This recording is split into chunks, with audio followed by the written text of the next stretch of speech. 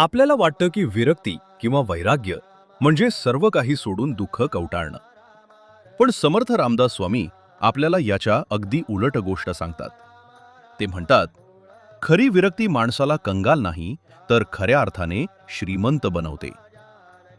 नमस्कार मित्रांनो, विरक्त लक्षणे या मालिकेच्या दुसऱ्या भागात तुमचे खूप स्वागत आहे. समर्थ रामदास स्वामींनी दासबोधात विरक्त पुरुषाच्या सामर्थ्याचं अतिशय सुंदर आणि प्रेरणादायी वर्णन केलं आहे. ते म्हणतात, ज्या व्यक्तीच्या अंगी ही लक्षणं बाणतात त्याची कीर्ती आपोआप सर्वत्र पसरते. त्याला प्रसिद्धी मिळवण्यासाठी धडपड करावी लागत नाही, तर त्याच्या गुणांमुळेच त्याच्या जन्माचं खरं सार्थक होतं.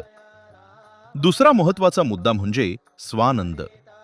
बाहेरच्या जगातलं सुख हे वस्तूंवर अवलंबून असतं, पण विरक्त माणसाला स्वतःच्या आत्म्यातच असा आनंद मिळतो जो कधीही संपत नाही. विवेक आणि वैराग्यामुळे त्याच्या आयुष्यात एक वेगळंच तेज येतं. समर्थ पुढे सांगतात की अशा व्यक्तीला आत्मसुख भरून वाहू लागतं. जेव्हा माणूस जगाचा मोह सोडतो तेव्हा त्याच्या मनातील सर्व अपेक्षा पूर्ण होतात आणि साऱ्या इच्छा उरून उरतात.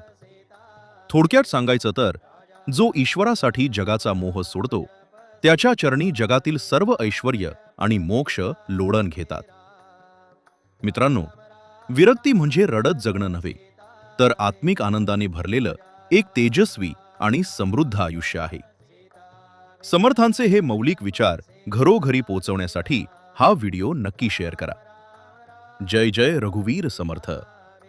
जय श्रीराम.